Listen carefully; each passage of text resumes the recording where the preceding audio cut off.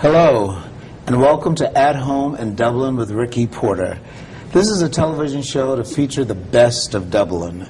We're speaking to citizens, loyal individuals, entrepreneurs, individuals who have a concern for the well-being of Dublin.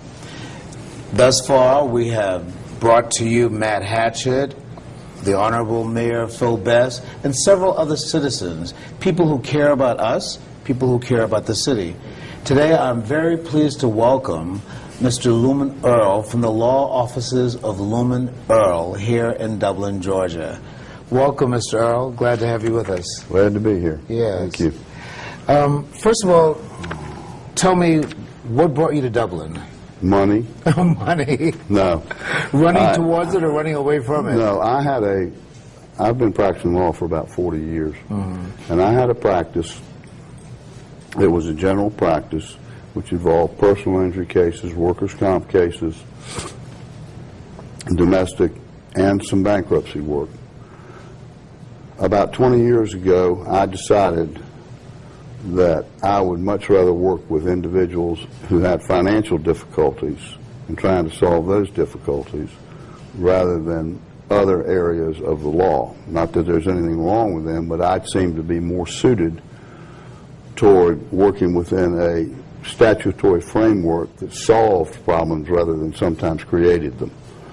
And so as a consequence of that, I started working in the bankruptcy area or arena, primarily Chapter 7s and Chapter 13s for individuals and consumers and small businesses. You almost speak of it as a calling.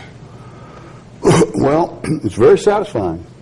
And to take somebody in the abyss of financial distress and, so to speak, being able to formulate a plan of action to pull them out and return them back to some modicum of normalcy where they can lead normal lives, not staying awake all night and fretting about how they're going to pay the light bill, so to speak. Correct. And so, is it a calling? I don't know. I just know I get a tremendous sense of satisfaction out of. I run into people in the grocery store and they tell me how much it's helped them, and I feel gratified that I'm able to do that. So in that regard, back to your original question, I was in Hazelhurst, Georgia, and some people up here suggested that there was a need in Dublin, and I opened a part-time office up here, which immediately became full-time, and I have, ever since then, I moved to Dublin, and I've been practicing up here for the last 16 years. The last 16 years. I don't know very much about bankruptcy, so this is an opportunity for me to ask fundamental, elementary questions, and I'm sure our viewers will be interested as well. Let's start with a very basic general question. Why do we need bankruptcy? Excuse me. You have to have a historical background to understand why you need bankruptcy. That historical background is incredibly simple. It's called the free enterprise system. And when you have a free enterprise system, there are going to be successes and there are going to be failures. Some of the most recent failures are Eastern Airline, Southern Railroad, Boeing, General Motors. A lot of companies, big companies, have filed bankruptcy. Don't forget what its name is. Bankruptcy. Ruptured banks, ruptured finances. So you represent corporations as well as individuals? No, I'm just telling you that historically corporations are created to be in business, but they also have to go bankrupt from time to time. As an incident, 7 out of every 10 private enterprise businesses that start up do not succeed, which implies that after that there's no income coming from those businesses, and the people that invested them lost their money and their time. So there's a debt obligation, but no way to repay it. That is why the bankruptcy court was created. Historically, in the 1820s in England, bankruptcy was so bad, debt was so bad that they created the Bankruptcy Act. Why? Because they have debtor's prison in England, which we do not have here. And they had whole families in prison, had children being born in prison, and the prison system for imprisoning people for debt was bankrupting England. So are you saying that bankruptcy was a way of avoiding imprisonment? Bankruptcy started out when it was passed in the House of Lords and in the British Parliament as a way to avoid going to prison. Wow. It gave you a fresh start. They saw the futility of imprisoning people for debt. Very good. Well, what types of bankruptcy are available to consumers today?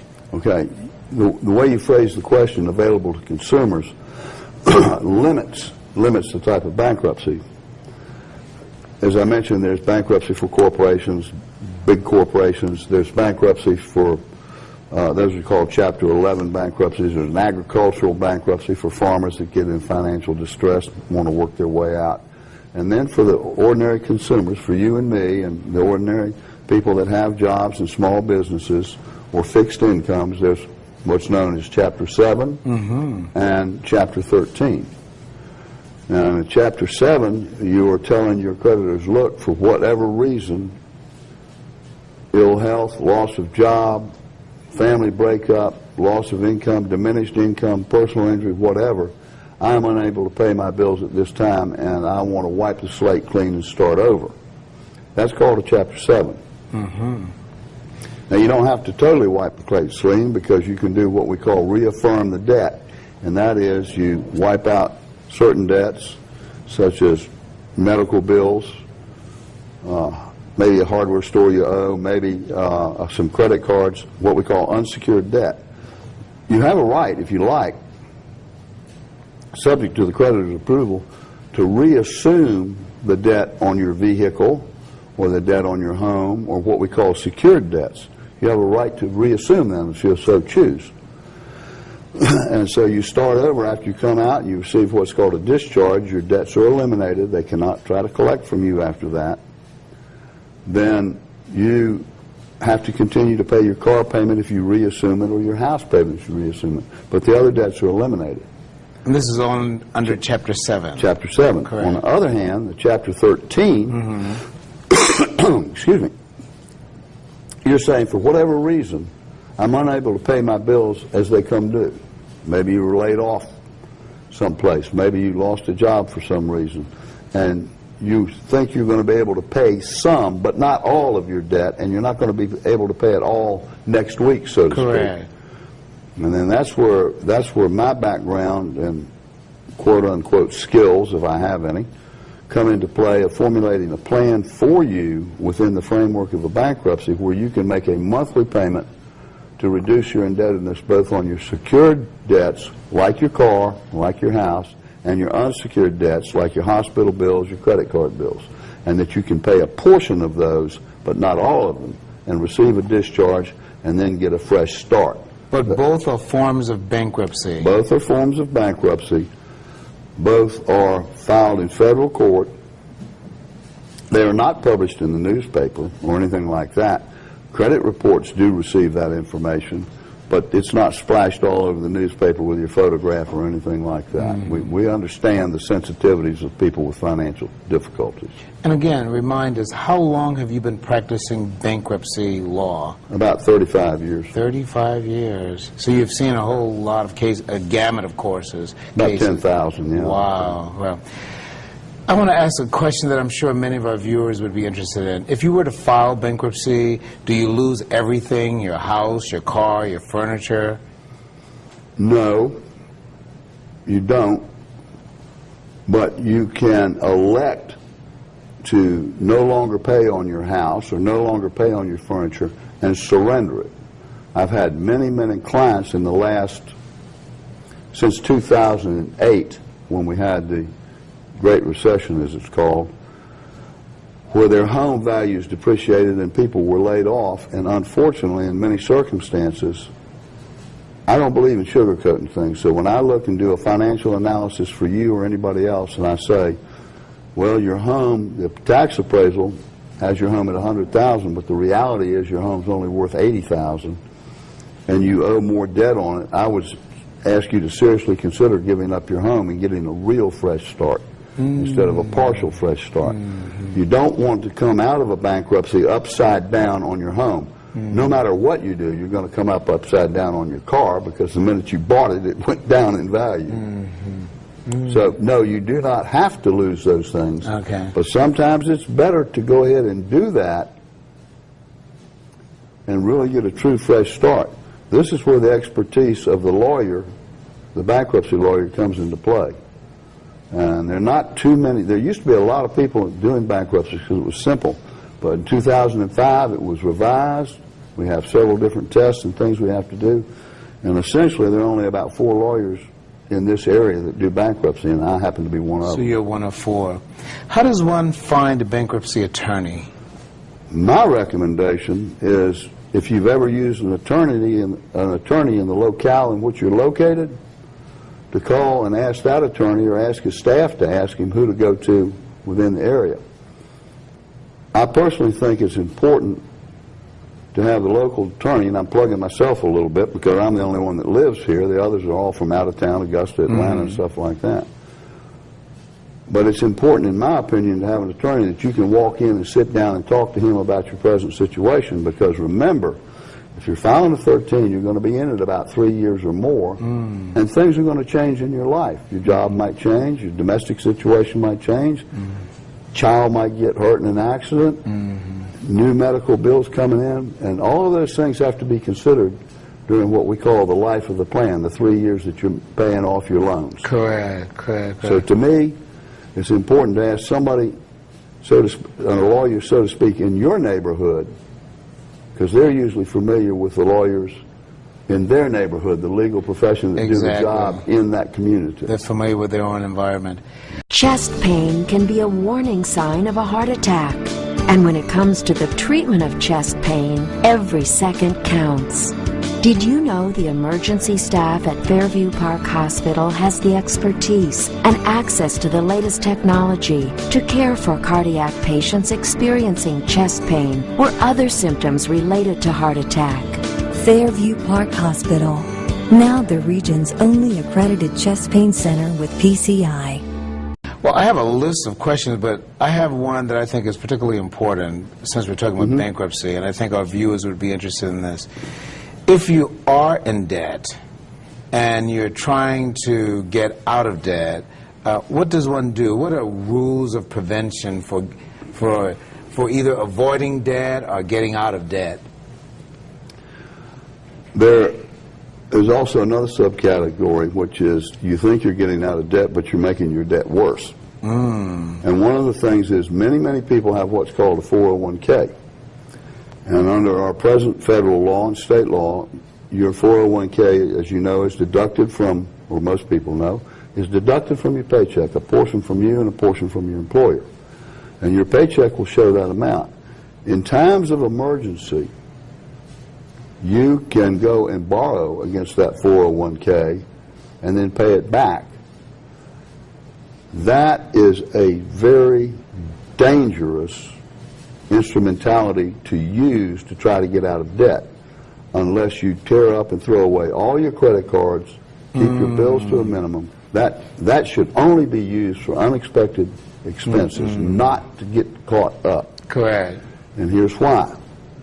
Because if you use that money in your retirement, first of all, you're not going to have it. Second, if you do pay it back, you now have sacrificed that money in there to pay debts. And then when you finish catching that up, if you're back in debt again, you will start using that as your piggy bank, and you will end up at 65 years old with no retirement.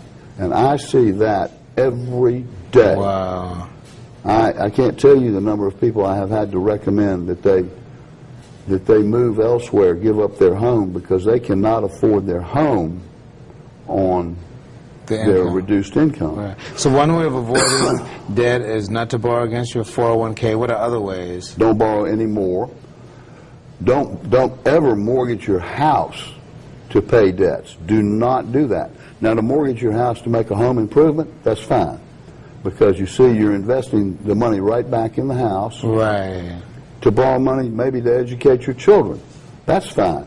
But you have to. But if you are borrowing that money to pay your credit card or your hospital bills or your local charge card bills, you are in financial trouble already. That's why I, in particular, and many other lawyers too, encourage anybody that before they do that type of borrowing, talk to an attorney Don't talk to a credit counselor. I know I'm down on them a little bit, but the credit counselor is hired and paid for by the credit card companies, and he doesn't give dispassionate advice. He will try to get you to borrow against your house or your 401k to pay down your debt. An attorney, on the other hand, looks strictly at what's best for you and will make other recommendations. So it's important that you get an independent person That's impartial. that is impartial. As you'll notice, a lot of the books that are written concerning finances, there's several things wrong with them, but the main thing wrong with them is they're too long, and if you took all and did all the things that they said to do, you'd probably spend 2 hours a day trying to manage your finances. Who has that kind of none time? of us have that time. Exactly. But there are just some simple things you can do. Number one, never have a house payment that is more than 1/4 of your take-home pay. If your take-home pay is $4,000 a month, your house payment, including taxes and insurance, should be under $1,000. Okay.